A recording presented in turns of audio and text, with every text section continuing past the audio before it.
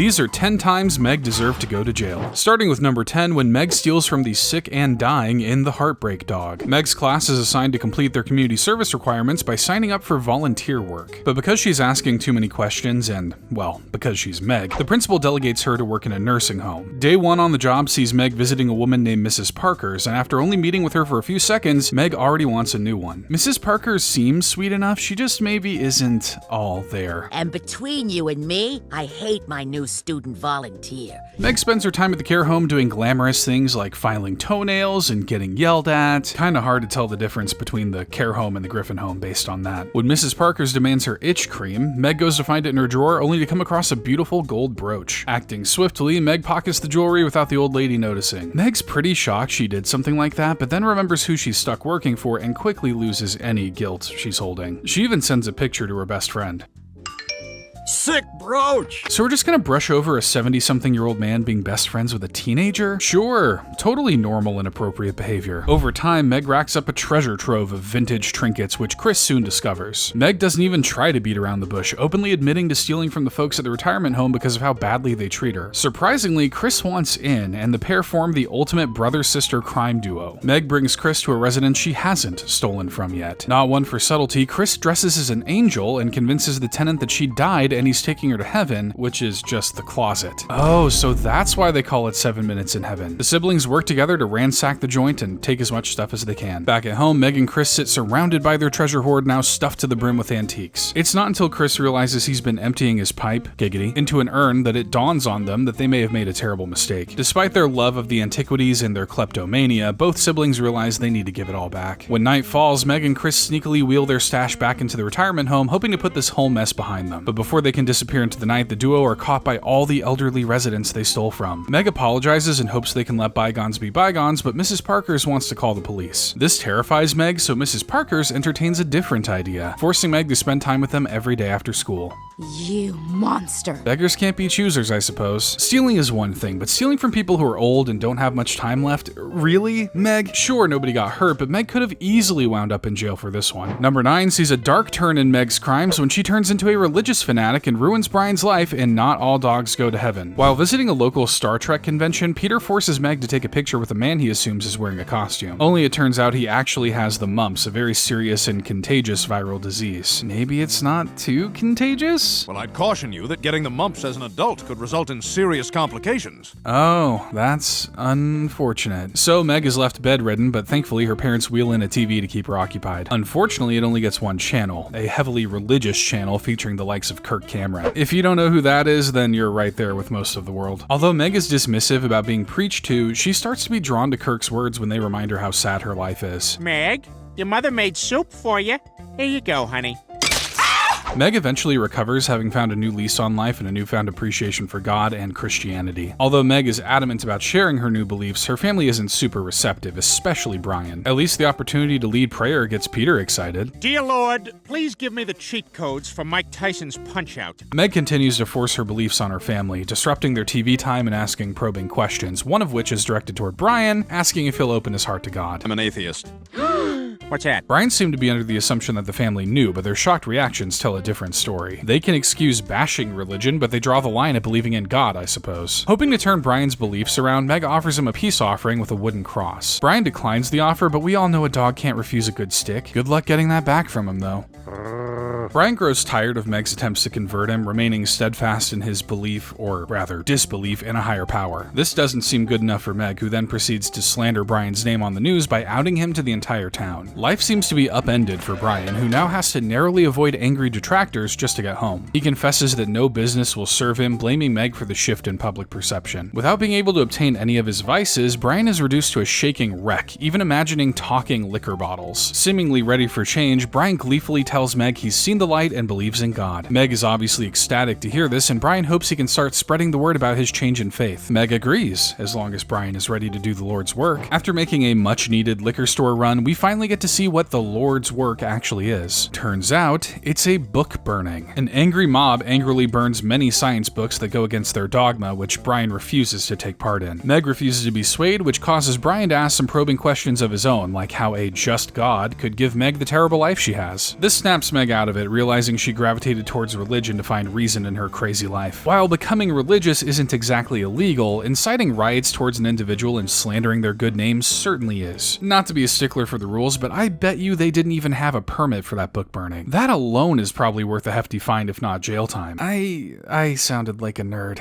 didn't I? Hard-Boiled Meg's at the number 8 spot, an episode in which Meg goes from having a crush to becoming a getaway driver. While hanging out at a bowling alley, Meg tries to hustle anyone willing to play her in a game of pool. Having nothing better to do, Meg seems content with wasting time eating mustard packets until a young rebel without a cause looking young man named Seymour requests a ride from her. Meg is obviously struck with love at first sight for the 100th time, and the two share a sensual pool lesson together. Later in the evening, Meg finally gives Seymour that ride home, inquiring about where he's from and snacking on another mustard packet. Seriously, what's her deal with those things? Seymour asks her to pull over at a 7-Eleven, which Meg is all for until she sees him pull out a gun. Meg debates backing out and driving away, but something deep inside keeps her parked. I mean, I get it. Have you seen his biceps? Meg nervously waits in the car until alarms start ringing and Seymour bursts from the station with a fat bag of cash. Without a second thought, Meg peels out of the parking lot, but the fuzz are in hot pursuit. Going pedal to the floor, Meg aggressively weaves in and out of traffic to try and shake the officer on her tail. The thrill of the chase seems to give her a sick satisfaction, pulling off some maneuvers that would make even Dom Toretto blush. Around her family, Meg tries to play coy about her newfound double life, but she can't really hide the rush she feels. Meg and Seymour go on a certified crime spree, robbing convenience stores and seemingly falling in love in the process. After robbing a Circle K, Meg and Seymour enter into another 5-star wanted level chase, seemingly bringing the entire precinct into the mix. Not sure why they don't just run the license plate, but who am I to question the law? Their escape brings them to a railroad with an incoming train. Seymour professes that they won't be able to make it, but Meg pulls a true Grand Theft Auto maneuver and jumps the train off the bed of a truck. What a rush. Chris sees Meg pull into the driveway with her mysterious friend, who discusses a huge job he wants Meg's help with, robbing Ross Dress for Less's Memorial Day sale. Try not to faint at the thought of such an evil crime. The two share a truly disgusting kiss while Chris ponders what to do about his sister becoming a criminal. Worried for her safety, Chris tries to talk her out of going through with it, but Meg is firm in her and Seymour's plan and storms out. Meg has the whole thing ironed out, planning to use an air duct in the... Oh, Seymour's just gonna use his gun again. Makes sense. Seymour makes it out with the goods, and like clockwork, the chase is on once again. Meg's tight turn manages to take out some of the pursuing police, but more and more seem to come out of nowhere. With countless cops right behind them, Meg floors it up an opening bridge, only to turn at the last second to let the police dump themselves over the edge. Is anyone else sweating after that? Just me? Parking underneath an overpass, Meg asks Seymour if he's just using her. Seymour denies this, professing Meg to be the most kick-ass and amazing person he's ever met. He then divulges his love to her in the most romantic way possible, through song. Suddenly Seymour.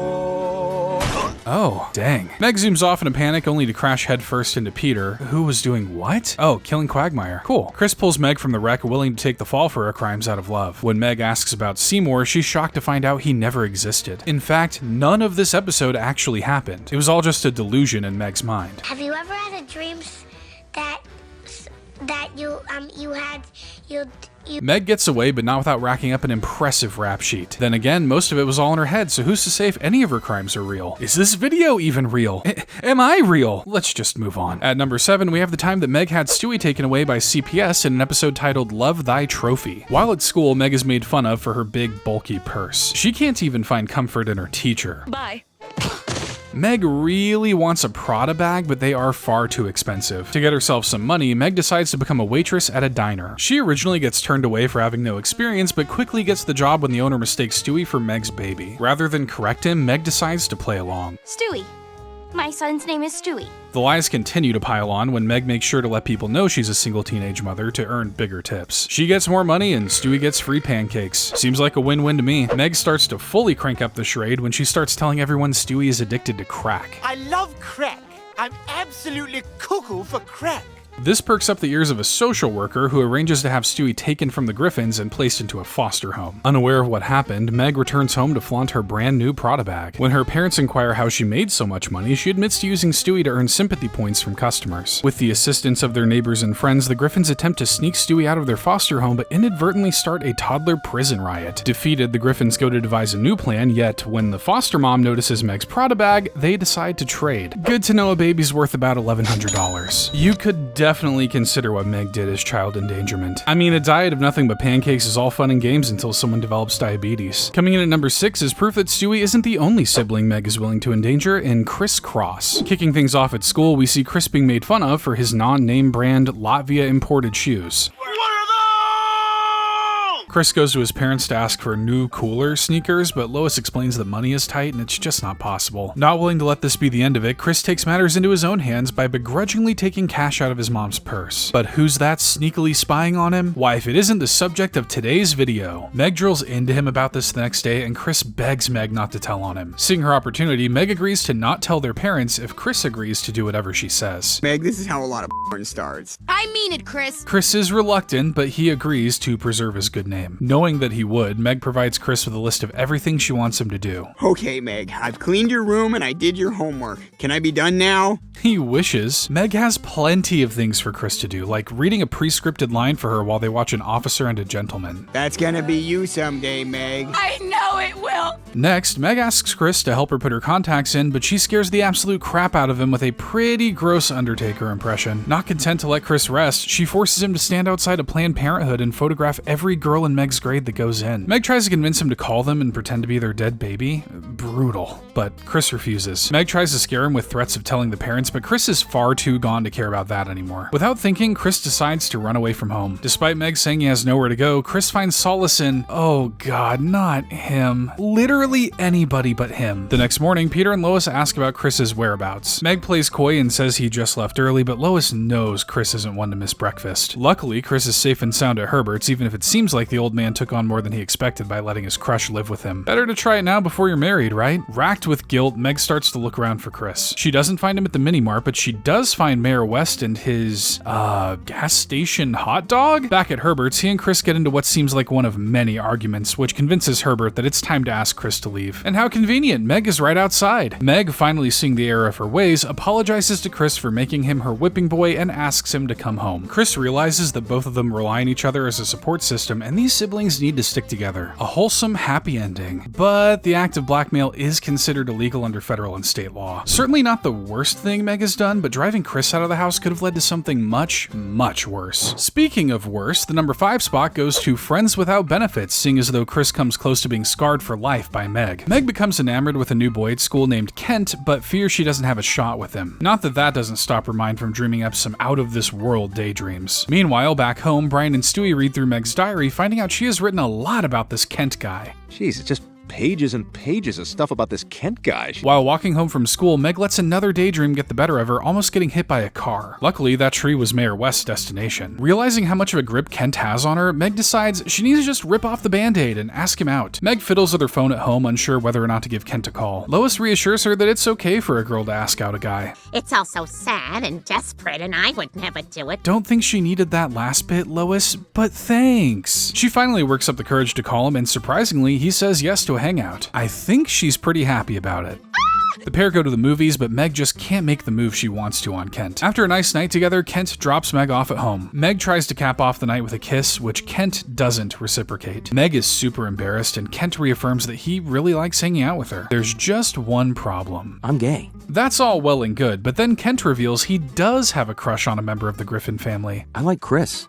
What? Heartbroken, Meg spends the rest of the night crying in the kitchen. Brian tries not to get involved, but that never works out well for him, does it? Meg doesn't understand how Kent could be gay after knowing him for years, but Brian asserts that he may have only realized this recently. Unwilling to let this stop her, Meg defiantly schemes to make Kent realize he's straight. Not very progressive of you, Meg. Back at school, Kent sits with Chris at lunch to get to know him better. He asks to hang out, and Chris agrees. Meg interrupts and tries to convince Kent he isn't actually gay, but Kent doubles down. If she's anything, she's certainly persistent. The two continue to hang out, but Meg keeps trying to seduce Kent by showing him a picture of her hairy back and aggressively coming on to him. Weirded out by how Meg is acting, Kent professes that not only can they not be boyfriend and girlfriend, but he doesn't think they can be friends at all now. Keep digging this hole, Meg. Meg's friends try to convince her to move on, but her obsession has grown so strong that she's unable to eat or sleep because he's all she thinks about. All she wants is to experience one night of romance with Kent to give her some closure. Yeah, I'm sure that's how obsession works. Meg's friend, who I'm just gonna call friend number 2, jokingly says that if Chris and Kent hook up, Chris can just describe it to Meg. An insane thought to us, but a perfectly reasonable one to someone like Meg. Upon returning home, Meg puts her plan into action. She asks Chris to redeem a 1 free hug coupon he gave her on her birthday, only she doesn't want this to be just any ordinary hug. She wants it to be a butt hug with Kent. Chris is obviously against the idea because if there's one thing you can't tell a hormonal teenage boy, it's to do something not heteronormative. Oh, and pay no mind to the window. We're only showcasing showcasing horrendous stuff here. No means no for Chris, but it sounds like Meg's definition of no might mean something much different and much more illegal. Meg goes next door to Quagmire's to inquire about some roofies, which Quagmire is oddly too keen to hand out. But knowing Quagmire, he's probably the house you tell your kids to avoid on Halloween. At school the next day, Meg approaches Kent and lies to him that Chris is interested in hooking up with him. Kent is excited, stating that he didn't know Chris was gay. To keep up the lie, Meg states that Chris isn't as comfortable in his sexuality as Kent, so he'll need to experience this while he's asleep. So many red flags, you'd think you were at a shipyard. Later that night, Meg offers up a pitcher of spiked Kool-Aid to Chris, seemingly guaranteeing her plan goes off without a hitch. Yet when she comes up to her room, she finds Chris putting something in her bedside drawer. It turns out to be a picture of them in the car when they were young. Meg remembers this being a terrible trip, but Chris professes how important the memory is to him. An example of the loving bond between a brother and sister. But the wholesome kind,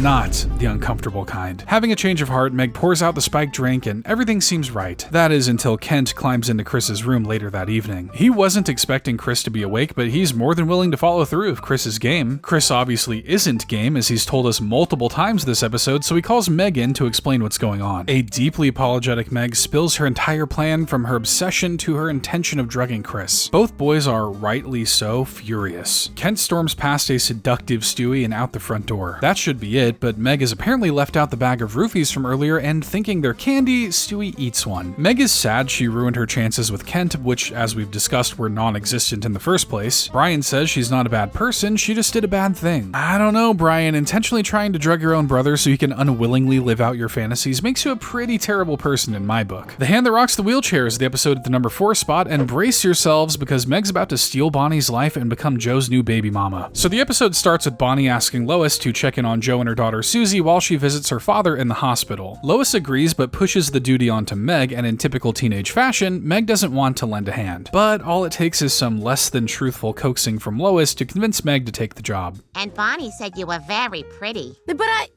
how did that come up? So when Meg first arrives, she walks in on Joe practicing a few different cop entrances on a doll. Our brave boys in blue, ladies and gentlemen. Joe asks if Meg has any experience tending to handicapped people, but the best Meg's done is take care of an older lady down the street. Well, it was supposed to be Meg, but you know this show won't give her airtime unless it's completely necessary. I must have just slept on it wrong. I stole Meg's cutaway. Wow, you really can't let her have anything, can you, Peter? Rough. Things start off well as Meg helps Joe with his leg stretches. Seems counterintuitive, but okay. Yet, enveloped in her good deed, she misses the bus to school. But thankfully, Joe's here to lend a hand. He offers to drive her to school, and the two share what must be the most awkward car journey as the cop tries to relate to a teenage girl through Nicolas Cage and Lady Gaga. Every teenage girl's main interests. Is Lady Gaga a douche? I don't think so. Well, whatever it is, I like it. When the topic of conversation turns to Joe's paraplegia, Meg finds that he manages to keep a pretty upbeat look on life by making the best of the situation. When life ruins your legs, you just gotta make lemonade. That actually makes me feel better about the puns I make on this channel. Meg finds herself connecting with Joe as she equates his physical struggles to her social struggles. I don't really think those two are comparable, but hey, at least she's showing some kind of empathy. Meg all but loses it when Joe drops her off at the front door, showing that he doesn't mind being seen with her, unlike everyone else. When some punk kid jokingly asks if that was her boyfriend, Meg seems kind of fond of that notion. Maybe a little too fond. Yeah, that's my boyfriend. Things start to get a little weird when Meg comes over early to cook breakfast while in what she calls a sexy outfit for Susie. This is Patrick Stewart. How are you liking the program so far? Well, I was enjoying it before seeing this. Meg's behavior continues to get weirder as she dresses up in Bonnie's clothes and intercepts a call from Bonnie who tells her she'll be home tomorrow. Judging by the look on Meg's face, that's not gonna fly. As it turns out, neither will Bonnie as Meg drives all the way to Maine to sneak a gun into Bonnie's luggage so she gets arrested by the TSA. The train goes even further off the rail when, during a nice dinner out, Meg lets it slip that she wants to have a baby with Joe. We're not even at the worst part. When Susie starts crying, Meg breastfeeds her. I have no words. Patrick Stewart, what do you have to say? This feels right, but it tastes like a dirty penny. Joe tries to talk to Peter and Lois, but they dismiss his worries. Thankfully, Lois clues in and tries to talk some sense into Meg, citing that these aren't mutual feelings and that they have nothing in common. Surely Meg will understand and start to, oh my god, she threw herself in front of Joe's car. We're exactly alike, you and I. Now we can be together. Thankfully, this finally makes Meg realize she was in the wrong as she apologizes to both Joe and Bonnie. Even still, planting a weapon in someone's bag? Breastfeeding another person's baby? Intentionally throwing yourself in front of a car? Surely that's enough to earn a person some jail time. For number 3, let's talk about that one time Meg actually went to jail and became a hardened convict in Dial Meg for Murder. Although the first chunk of the episode follows Peter trying and failing to become a rodeo star, the real story starts when Brian gets a writing gig writing for Teen People magazine. Tasked with writing about the average teenage girl, he decides to choose Meg as his subject. This leads to him and Stewie sneakily following Meg around to observe her. Remember guys, it's not creepy if it's research. The pair discover that Meg has a pen pal inside an adult correctional facility named Luke, but it seems like they do a lot more than write to each other, if you catch my drift. Brian tells the rest of the family, who understandably forbid her from seeing her prison fling. But not even prison walls can stop the power of love as her jailbird boyfriend sneaks out during a prison riot to visit her. The two are found out by Brian, and once Peter deduces what is going on through the Power of TV guide, Joe is called to chase Luke down. After making the crucial mistake of running away from a guy on wheels going downhill, Luke is arrested. But the justice doesn't stop there, as Joe also places Meg under arrest for harboring a fugitive. 3 months pass and Meg is released from prison. Gone is the dorky teen girl the family once knew. In her place is a hardened convict. She immediately marks her territory by taking down the top dog of the family, aka Peter, with a brutal beatdown capped off with a curb stomp. Hope the Griffins have good dental insurance. The prison antics continue as Meg treats the bathroom as a communal shower and opts to go number 2 in a bucket in her room. Lois tries to control her, but Meg is just going to keep wiping with Lois's shirts instead. A very gross but respectable power move. Things aren't much better at school, as after she's insulted by some of her school bullies, she bludgeons the whole table with a bag filled with soda cans. Hard to blame her, some of those jokes were pretty weak. What'd you do, carve a gun out of soap and then not wash with it? Haha, you. Meg's grip on the family is so tight that they dare not say anything bad about her to her face. Luckily for them, she plans to move out by the end of the week. It sounds like great news, but it's immediately tarnished when Meg coerces Peter into punching Stewie. You fatso, punch your baby in the face. But to leave Quahog, Meg needs money. Her answer to this is to force Brian at gunpoint to drive her to Mort's pharmacy to rob the place. Before anything bad can happen, Brian manages to get through to her with the article he wrote about her, showing that she is loved and cared for despite Meg thinking the opposite. With some sense finally talked into her, Meg returns home and everything is back to normal. Hey, where did those tattoos go? Tattoo removal is not cheap. In one episode, Meg racks up harboring a fugitive, assault, kidnapping, and attempted robbery. Some guys wish they had a rap sheet as long as Meg's. Number 2 has Meg reaching the point of no return as her obsession with Brian goes to the extreme and barely legal. Meg comes home crying about not having a date to take to the junior prom. Even her backup guy rejected her by killing his own brother to get out of going with her. Yikes. Inconsolable and threatening to hurt herself, Meg garners enough sympathy from Brian to where he offers to take her to the dance. Meg is on cloud 9 for the night, but Brian just wants to get through it, numbing himself with some booze. As the night goes on, Brian continues to get more and more drunk, and Meg starts to get the feeling that he really doesn't want to be there. Yet when Meg starts getting picked on by her bully Connie, Brian absolutely roasts the girl and sends her off crying. But now you can't stand to look at yourself in the mirror because all you see is a whore. Never having had someone stand up for her like that, Meg earnestly thanks Brian and the two share a hug. And a little more than a hug. Kind of weird considering the two are practically family, but at least Brian has the right reaction. The next morning, an overly affectionate Meg tries to get Brian to hang out with her, but he barely manages to squeeze out of that one. Even still, Meg texts Brian a cute little message seconds later. If you think things are weird now, then buckle up. Stewie gleefully gets Brian to admit to the kiss while Brian assures him that it meant nothing. Later in the day, Meg pops the boyfriend-girlfriend question to Brian, who quickly tries to shut it down. Despite numerous lies to avoid Meg, Brian is forced to hang out with her just to keep Lois from finding out about the kiss. While at the mall, Meg introduces Brian to her friends, who seem all too caught up in what happened at the dance. When Meg starts calling Brian her boyfriend, he finally sits her down and makes it clear that it's just not happening between the two of them. Meg says she understands, but those little voices in her head say otherwise. Kids, never let those intrusive thoughts win. A few days later, Meg gives Brian a peace offering in the shape of a pie. It's a good looking pie. It has apples, cinnamon, and oh yeah, Meg's hair. What? Still, this isn't as disturbing to Brian as Stewie's pronunciation of Cool Whip is. Cool Whip. Cool Whip. Brian goes to Lois because he thinks they may have a problem with Meg. What? A problem with Meg? No, this is how all teenage girls act, right? Brian eventually fesses up to the kiss, and Lois's reaction is more than understandable.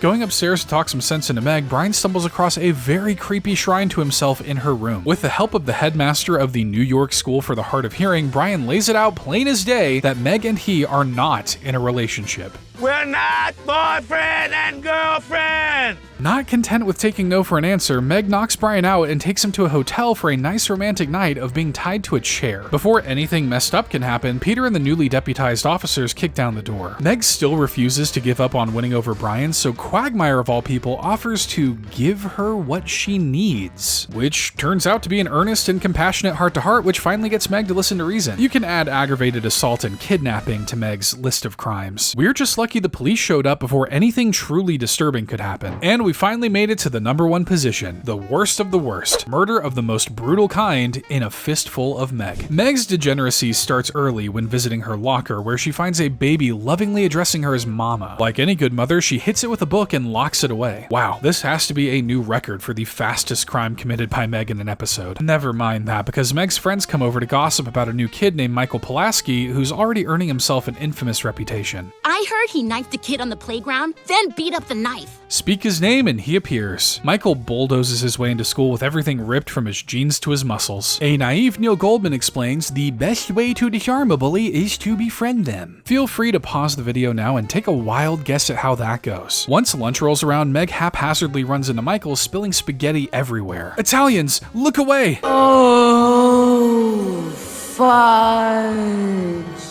Well, you know the rules. This requires a schoolyard fight scheduled for Friday. Luckily, it seems like Meg is taking it pretty well. On the bright side, at least Meg is finally getting the attention she's been looking for. She's obviously scared for her life, and her friends urge her to find any way she can out of this fight. Meg goes to Lois, hoping to convince her to let her transfer to a different school, but Lois tells her that they don't have the money for that. Her next attempt is something a little more drastic, getting expelled. She releases a sexually explicit video, but it fails to gain any traction. Only one view? I remember those days. When that fails, she decides to enlist hired muscle courtesy of 4 high school jocks. Yet, Michael's reputation precedes him, as the athletes aren't willing to go through with something like that for anything under $1,000. Before we find out if she can even gather the money, Meg finds the 4 boys beaten to a bloody, mangled pulp with an ominous message written in blood above them. Meg breaks down in tears as her imminent demise draws closer and closer. Not even her friends are willing to stand by her side anymore, fearing being targeted by association. But not all hope is lost, as Meg stumbles across a surprisingly well-decorated Quagmire in his office, aka a stall in the girls' room. Quagmire is willing to lend a hand, telling Meg to come over to his place first thing the next morning. The next day, Quagmire explains why he wants to help. He too was bullied when he was a child, and the lasting memory has haunted him to this day. Luckily, Quagmire is very familiar with the human body, and he's willing to share his knowledge with Meg to help overcome her bully. To train Meg, Quagmire suggests wearing a crude Peter mask to elicit the appropriate rage out of her. But when Joe confuses him for the actual Peter, things get a little sidetracked.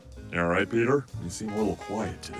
I'm fine. Getting back on track, Quagmire suggests that she use her body as a weapon. Not a finely tuned weapon though, more like a gross and unappealing one. But now it's time to train. And there's no better way to train than through an homage to 1984's Punch-Out! The day the fight finally arrives, with the whole school looking to get in on the action. A noticeably scared Meg stands across from Michael, a crowd of their peers cheering them on. Probably cheering for the guy that's gonna kill her, but cheering nonetheless. Michael lands the first punch, the second punch, and the third. Really, all of the punches, actually. Meg gets punched from pretty to ugly multiple times as Michael begins to go in for the kill. But before she's down and out, she remembers what Quagmire taught her. Use the gross. Springing back to life, Meg lands a sloppy kiss on Michael, which throws the towering bully off. Meg follows up with a popped pimple attack that makes Michael vomit. And me. Looking to end this, Michael goes for a final blow, but Meg lifts her shirt up. The resulting image causes Michael to melt in a scene straight out of Indiana Jones. With her bully defeated, the entire school cheers for their new hero, who, according to a voiceover, dies 1 year later from hot dog-related septic shock. Don't worry, I don't think that's canon. But what is canon is that Meg is a confirmed murderer. Sure, it was in self-defense, unlike many of the other crimes she committed, but she did completely melt that guy, which is pretty brutal and may be seen as unjust in a court of law. But I'm not a lawyer, so don't take my word for it. But what you should take my word for is why it would be a great idea to subscribe to the channel. I just posted a new video that you can click on screen now, so come join me there. Bye!